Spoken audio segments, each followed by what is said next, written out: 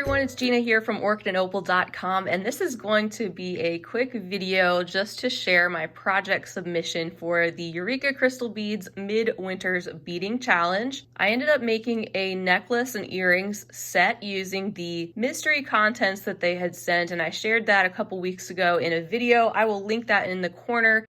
And let me show you also a picture of what the contents were originally. That way you can see exactly how much was sent and you can compare that to what I have left here on my mat.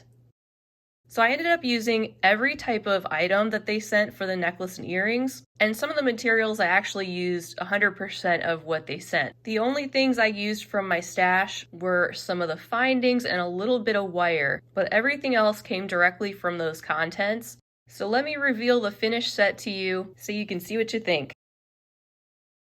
So here are the necklace and earrings in full, so you can see these pieces from top to bottom. It was really fun to try to put something together. I really wanted to use everything that they had sent in some way, and I'm glad everything could be incorporated. Now, there won't be a tutorial for this particular set necessarily, but I do have tutorials for a couple of the things that you see here, and that is the right angle weave beaded rope that I used both back here and right here. This one's using the rondelles with some fire polish in between, and then it gets smaller going down to delica beads. And then this one is using the delica beads and a few of those 15-0 seed beads, adding in some stripes right there.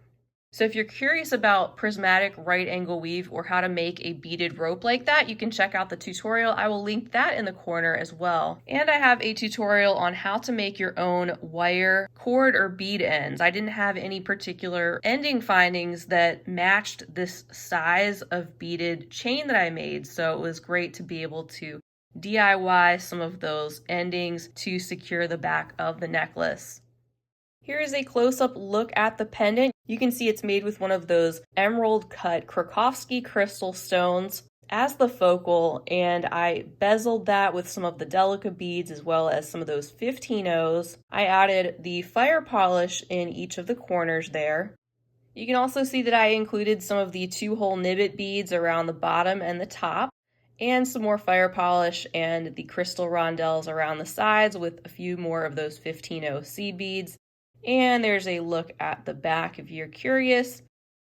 And then I attached that pendant to the actual loop of one of the toggle clasps, and then had the 2 strands of the necklace coming off of that also.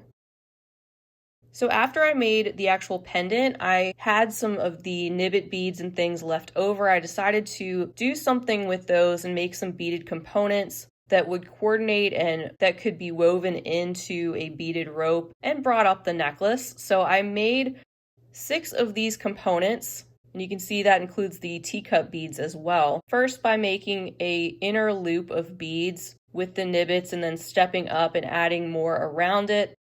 And after making 6 of those components separately, I then started working on the beaded rope in segments.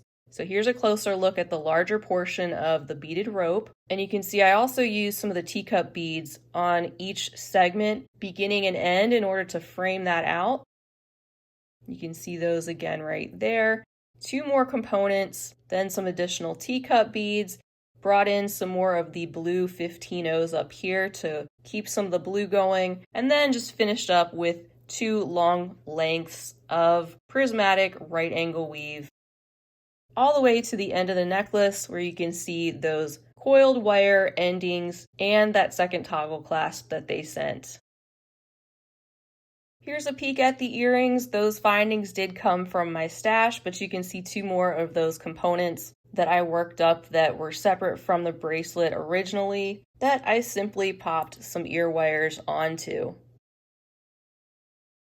This was a really fun beading challenge, and the winner of it is supposed to be picked at random. There were a few other participants. I don't have the specifics on who at this point. Besides, I know that Stephanie from Bronze Pony was going to be participating. But what I'll do is I'll leave the link right down below the video to that beading challenge page, which they will probably update after today with the winner. The winner gets $25 in the form of a gift card to Eureka Crystal Beads. And like I said before, I'm going to be actually doing a giveaway for that if I'm by chance picked as a winner. That way one of you all will be able to enjoy that. And I think what I'm going to do also is set up a really simple giveaway for the set. So if you'd like to win, no matter where you are in the world, I'm going to leave a link right down below the video for that. You can click on it, it'll take you to my site, and you can fill out the entry form. It'll be a really simple, like 1 entry per person type of giveaway. And that way one of you can randomly win this and I'll ship it directly to you. That would be fun. And other than that, that's really all I have. Just a huge thank you for you all for joining me on this follow-up video to see what came out of those contents. I hope this was inspiring for you. I'll have many more finished pieces coming in the form of a finished jewelry update, hopefully later on this month. So definitely stay tuned for that. Feel free to leave me a comment down below. Let me know what you think about this necklace set or anything else you'd like to say. Make sure you check out the Eureka Crystal Beads page and sign up for their emails or join their Facebook group to find out about how you might be able to sign up for future beading challenges. So once again, thank you all for watching. I hope to see you again real soon. And until next time, happy beading.